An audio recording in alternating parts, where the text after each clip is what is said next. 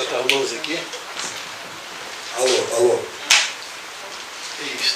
Bom, do Luiz Felipe, permita-me fazer um pequeno comentário quando ele fala assim que talvez as pessoas mudem de ideias. Né? Me ocorreu um pensamento que é o seguinte, né? A vergonha não é mudar de ideia, a vergonha é não ter ideia para mudar. A partir daí as coisas podem acontecer de outra maneira. Então eu passo a palavra agora ao Fazano, que vai nos brindar com as suas palavras. Muito bem-vindo.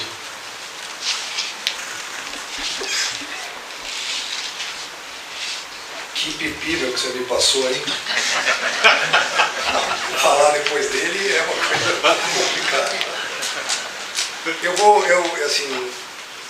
Eu conheci o Luiz num programa que eu fiz, vou me apresentar um pouco.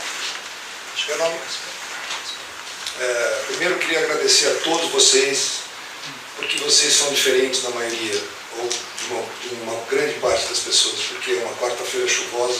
Estão todos aqui sentados, tentando trocar e debater ideias por um país melhor, por um Estado melhor e por pessoas melhores. Isso não tem preço. Isso é uma coisa que realmente cada um de nós aqui tem um valor inestimável, cada um de nós aqui tem digamos, somos formadores de opinião e cada um de nós tem um monte de ideias e coisas bacanas para levar para outras pessoas. Meu nome é Fabrício Fazano Júnior, eu sou a quarta geração de uma família que tem bastante tradição no Brasil, que está aqui. Eu vou contar um pouquinho da história, porque talvez alguém esteja interessado em saber por que o grupo Fazano, o nome Fazano, tem tanta força dentro do mercado gastronômico, dentro do mercado de entretenimento. Meu bisavô, Vitório Fazano, faz muito dinheiro fazendo trade de café. Ele não era um produtor de café, mas ele comprava o café no Brasil e revendia para a Europa, fez muito dinheiro com isso. Seus grandes amigos eram as grandes famílias produtoras, né? Então todos sabem dos nomes também, de famílias italianas tal, que produziam muito café naquela época, que eram muito chegados nele, no seu Vitório. Seu Vitório tinha 7 filhos. O último deles, meu avô, chamado Ruggiero Fazano, que deixa de lado um pouquinho, mas, detalhe, Ruggiero Fazano nasceu no Brasil. Foi dos 7 filhos do seu Vitório, o único que nasce no Brasil. Seu Vitório era uma pessoa que adorava comer bem, tinha gostos sofisticados, conseguiu fazer bastante dinheiro, então podia usufruir disso. Monta, em 1902, na Praça da República, uma loja que se chamava Brasserie Paulista, não tinha o nome de Fazano ainda. E por que o nome Fazano sempre foi ligado a uma classe de gente muito rica, ou nunca foi uma coisa de comércio? Porque assim, ele não montou aquilo para ganhar dinheiro. Ele montou aquilo porque ele adorava comer bem. Então, seu Vitório, eu quero comer panetone. Seu Vitório, não tem panetone no Brasil. Mas então faça panetone, por favor, traga alguém que consiga fazer panetone. Aí ele arrumava-se, trazia da Itália um cozinheiro, chegava aqui, ele precisava de farinha, trazia contêineres de farinha, precisava de seja lá o que for, só que aí ele produzia 2.000, 3.000, 4.000 panetones. Então ele não tinha o que fazer com tudo aquilo. No primeiro momento ele distribuía para todo mundo de presentes e depois ele acaba montando esta loja, que nada mais era do que escoar aquilo que ele gostava de comer e de fazer. Então ele gostava de comer bem, ele tinha uma equipe ali de pessoas que cozinhavam para ele fazia os doces dele, ele trazia as latas de caviar, ele trazia tudo aquilo que uma pessoa que morou na Europa e que tinha uma certa sofisticação, naquela época não conseguia ter no Brasil. Aí ele começa a levar essas famílias bacanas, né, para comer, para almoçar com ele, para jantar com ele. As pessoas falam, pô, eu preciso trazer minha namorada, eu preciso trazer minha mulher, eu preciso trazer meus filhos, porque essas pessoas só comem assim quando vão para a Europa, ou quando tem algum outro tipo. Então, por favor... E a coisa vai crescendo. Até 1914, na realidade, quando vem a Primeira Guerra Mundial, ser italiano começa a ser complicado, Palestra Itália muda para Palmeiras, o Brasil, na realidade, se distancia ou acaba lutando contra a Itália, né, de uma certa forma, e isso acaba gerando alguns problemas. Voltando agora à história do meu avô. Meu bisavô, quando minha bisavó morre, pega os 7 filhos e manda estudar na Europa, em colégios que eram bastante interessantes. Meu avô, Ruggiero Fasano, estuda num colégio chamado Senhor de Moncalieri, que, para vocês terem ideia do que era, nem sei se isso existe ainda hoje, cada quarto tinha um piano de cauda e uma biblioteca. As pessoas tinham como referência, assim, o pacote de formandos eram 6 línguas, 2 instrumentos clássicos e oficial do exército italiano. Meu avô sai como oficial do exército italiano na cavalaria, luta na Guerra da Abissínia em 1935. Meu pai tinha, inclusive, 2 pôsteres na parede, que eu, inclusive, um dia perguntei, falei, pai, tira isso da parede porque vai chegar um judeu aqui e vai quebrar isso na tua cabeça. Porque eram 2 honras ao mérito a Ruggiero Fasano, da Guerra da Abissínia, assinado o ministro B. Mussolini. Meu pai deixava ali justamente para explicar o porquê que ele gostava que as pessoas vissem aquilo. Lembrando, meu avô nasceu no Brasil, 1937. Nessa escola ele faz amigos muito influentes, pessoas muito influentes que ele acabou conhecendo, porque obviamente essa escola devia ser um lugar onde muita gente bacana estudava. Com essas pessoas e com essas pessoas influentes, sabendo quem era antifascista ou não, meu avô consegue ajuda e consegue finalmente o passaporte. Chegou o nosso senador.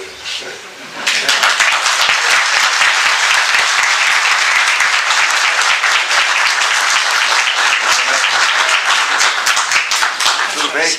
Ah, tá aqui. Depois se apresenta. Meu avô consegue o passaporte brasileiro em 1937. Meu nono, Ruggiero, minha nona Ida, meu pai e meu tio chegam no Brasil. Refazem o processo todo, o Fasano realmente é montado de novo.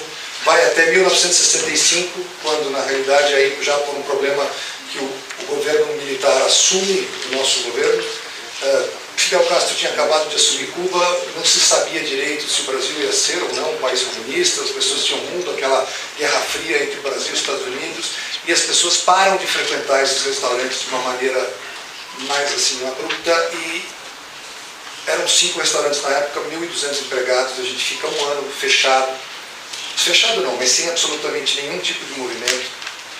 Meu pai já trabalhava com meu avô na época, fecha o restaurante, pagam as dívidas todas, e aí continua até 1982, quando na terceira geração já com meu pai, com meu irmão e comigo, a gente refaz esse processo e estamos até hoje aí.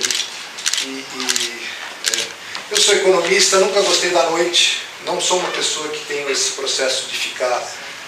quem não gosta da noite não consegue trabalhar com restaurantes, não consegue trabalhar com entretenimento. Por isso que eu não trabalho no grupo, eu desenvolvi a minha vida como publicitário, trabalhei 14 anos, ou quase 14 anos, na terceira maior agência de publicidade do país, atendi Delta, atendi Toyota, atendi várias contas internacionais pelo mundo inteiro, lembrando naquela época a gente não tinha internet, então as reuniões eram feitas assim, precisa fazer uma reunião em Bangkok, pega um avião, vai para Bangkok e faz a reunião. Então eram 240 dias por ano de viagem, até o momento em que eu comecei a perceber que estava perdendo meus filhos, e a educação deles foi muito mais importante para mim do que, de fato, o que eu estava ganhando de dinheiro naquela época.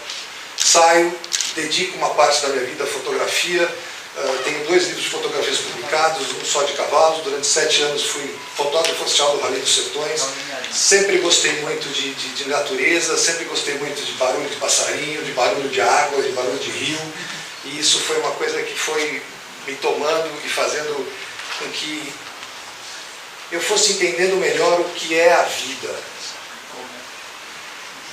É muito complicado isso, porque a gente começa a ganhar dinheiro e começa a fazer um ciclo, né? Então quando você ganha 10, você gasta 10. Aí você fala, se eu ganhasse 20 ia ser muito legal. Aí um dia você passa a ganhar 20, aí você começa a gastar 25. Aí você fala, o dia que eu ganhar 30, eu vou ser o cara mais feliz do mundo. Aí um dia você ganha 30, aí você começa a gastar 35. Então você está sempre correndo atrás de um processo de vida que faz com que você vire escravo dessa roda, que na realidade tem que tomar muito cuidado, porque ela pode acabar não te levando a lugar nenhum. Eu acabei tendo essa ideia, acabei tendo e falei, chega. Aí eu passei de um grande executivo de publicidade para uma pessoa muito mais low profile, uma pessoa que começou a estudar mais o que acontecia de fato com pessoas, comecei a fazer autoconhecimento, comecei a me dedicar mais a entender o que de fato a gente leva dessa vida, o que de fato, e entre elas está a família, está criar teus filhos, está educar teus filhos, e está ver os teus frutos crescerem. Isso é uma coisa super importante. Microfone. Já vou, deixa eu só ver aqui se eu estou... Bom, falando um pouquinho de mim agora e por que eu estou na política. Eu defendo um Estado menor, eu defendo impostos infinitamente menores.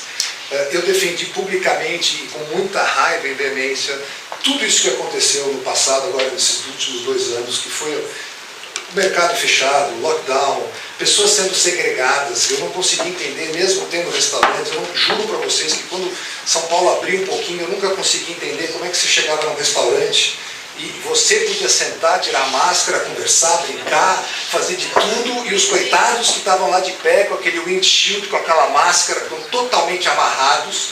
Aquilo me deixava absurdamente desconfortável, a ponto de criar... Eu também queria deixar claro aqui assim, eu não falo pelo grupo, o grupo não me apoia, não sei qual é a posição do grupo, estou falando aqui como uma pessoa que gosta de frequentar restaurantes. Aquilo me fez tão mal que eu comecei a xingar as pessoas, que eu comecei a falar no Instagram, que eu comecei a falar, como eu vim de televisão, como eu já fiz vários programas de televisão, eu tenho bastante influência, eu tinha pelo menos antes de ser completamente calado, eu tinha bastante influência no Instagram. E não, é impressionante, cara. Hoje não se pode falar a verdade. Se você falar qualquer coisa que o sistema não quer ouvir, simplesmente você é aniquilado. Eu perdi de ontem para hoje, por exemplo, no Twitter, 3 mil seguidores. Não, esquece. E assim, não existe nem o diálogo. Quando um dos médicos mais que eu respeitava, mais poderoso desse país, imunologista, se autorreceita o tratamento, vai na televisão e fala para o Brasil inteiro que esse cara não se curou dessa maneira, ele poderia, no pior das hipóteses, ter dito o seguinte: olha, eu não sei se funciona, mas para mim funcionou. Então, por favor, vamos abrir o debate. Eu não sei como esse cara dorme até hoje, ou quantas milhões de pessoas, ou milhares de pessoas, esse cara de fato, não só ele, né, como outros, mas poderia ter salvo. Eu não sei como dorme, não sei como acorda. Eu juro para vocês que é uma coisa que eu não consigo entender como ser humano. Isso me deixou muito desesperado por uma série de coisas. Há 1 ano e meio atrás, eu consigo fazer, com o apoio de um amigo, um programa de política chamado Programa Coliseu, que foi aonde eu conheci o Luiz Felipe. Tive o prazer de conhecê-lo. Foi um programa de 1 hora. Se alguém quiser, inclusive, algumas pessoas que foram entrevistadas por mim, como por exemplo o doutor Alessandro Loyola, a doutora Anísia Yamaguchi, estão todas cortadas no YouTube, não existem mais os vídeos, ninguém acha esses vídeos. Mas no caso do Luiz, como a gente falou de política, e como ele é uma pessoa educada e não deixou que eu falasse muita besteira, o programa está até hoje lá, quem quiser ver. A Bia Kicis também, que é uma pessoa que eu respeito muito, está nesse programa. E a gente sempre depois a gente teve uma empatia, fizemos alguns almoços, trocamos algumas ideias. Eu não tinha a pretensão de entrar para a política. De coração para vocês, não sei se vou entrar, e se entrar não sei como vai ser, mas o que eu vou fazer, o que eu prometo para vocês é lutar por liberdade, lutar por não segregação, lutar para que as pessoas entendam o que está se passando nesse país e na realidade no mundo nesse momento. Como ele falou, nós todos aqui estamos vivendo uma história, nós estamos vivendo a história. Daqui a 50 anos, isso aqui vai ser estudado em escolas, ou 100 anos você estuda, como a gente estuda hoje, o descobrimento do Brasil, ou tudo aquilo que na realidade de fato foi Portugal, que também é uma das coisas que fomos todos enganados, né? Eu fui ensinado que Portugal era uma coisa que, por que existiu Portugal no Brasil? E depois que você aprende a verdade, você abaixa e reverencia todo o português que você vê na sua frente, porque realmente são pessoas que têm uma importância incrível para a nossa história e que fazem parte do processo de criação de toda uma raça, na realidade, que nós não somos. Eu acho que um dos grandes valores do brasileiro é que nós não somos, né, nós somos uma mistura absurda de pessoas. Nós somos... É isso que faz a gente um país tão diferente da maioria dos outros. Eu nunca acreditei na minha vida tanto naquele ditado que fala que Deus é brasileiro. Eu fico até arrepiado quando eu falo, porque assim, eu tenho certeza absoluta que a gente está fazendo história nesse momento e que, a depender de todos nós e dependendo do que aconteça a partir do dia 2 de outubro, esse país, em muito pouco tempo, vai ser um dos melhores países do mundo. É isso. Nós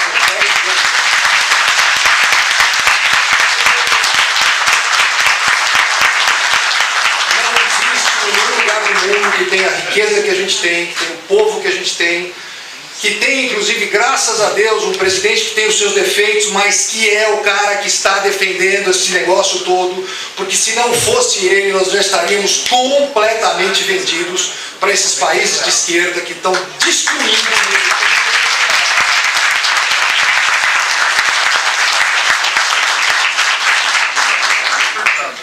Bom, eu, na realidade, já me perdi em tudo que eu tinha falado aqui. Mas eu É por isso que eu estou apoiando ele. E eu queria agradecer muito, de fato, a presença de vocês. A gente não tem muito tempo. Eu vou passar a fala para o nosso senador, que vai ser apresentado, acho que pelo Reinaldo. E queria agradecer muito de novo por vocês. Se eleito, não estou pedindo voto, não estou pedindo voto. Mas se não for por mim, nós temos aí grandes pessoas que estão concorrendo, não só a deputado estadual, como a deputado federal. E o que eu estou torcendo é pelo Brasil. Pessoas como ele.